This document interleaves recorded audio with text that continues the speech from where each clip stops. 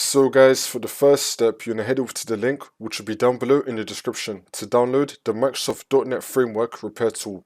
Now once you're on this, you're going to scroll down, select your language, and then click on download. And then once that's been downloaded, we're going to click on it. And then once this comes up, you're going to click on yes. And now this will come up. And then once you're on this, you're going to tick the box, I have read and accept the license terms, and then click on next. Wait for this to load. And then click on next again, wait for this to load. Now once the changes have been complete, you're going to click on next again, wait for this to load.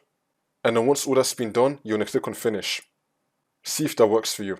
If that's still not working, then for the second method, you're going to head over to search and type in CMD. Now you're going to run it as administrator. And then click on yes. And then once you're on this, you're going to type in sfc /scan. Now click on enter. Now you're going to run the scan. Wait for this to load.